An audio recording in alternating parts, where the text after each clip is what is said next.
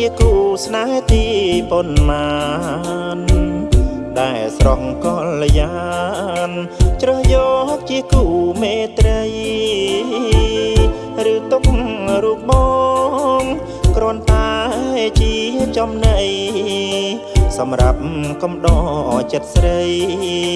នៅពេលដែលអូនត្រូវការមិនដឹងបងជាស្នេហ៍ទីប៉ុន្មានតែបងចាំបានជាស្រីពូកែមូសា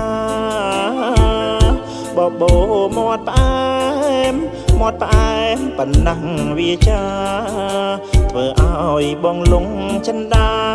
គិតថាខ្លួនឯងជាស្នេហ៍ដំបូងការពិត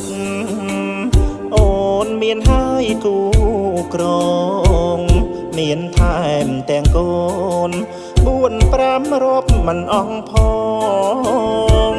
ប្រាប់បងមកចុះបងមិនខឹងឡើយអូនសុំតែប្រាប់ដោយស្មោះត្រង់ថាបងមិនមែនជាស្នេហ៍ទី1តើបងជាស្នេហ៍ទីប៉ុន្មានប្រាប់មកកលយានអូនអើយកុំផោទៀតឡើយទី3ទី4ទី5ឬទី100ចង់ដឹងបន្តិចអូនអើយថាបងនេះហើយជាស្នេហ៍ទីប៉ុន្មាន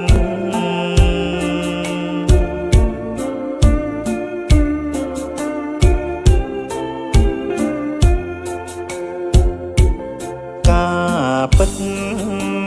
អូនមានហើយគូក្រងមានថែមទាំងកូន4 5រាប់មិនអស់ផងប្រាប់បងមកចុះ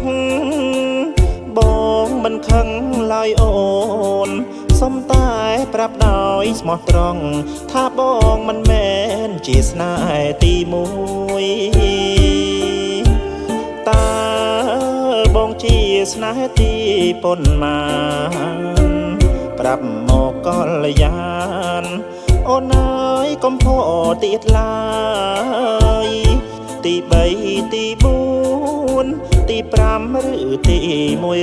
100ចង់ដឹងបន្តិចអូនអើយថាបងនេះហើយជាស្នេហ៍ទីប៉ុន្មាន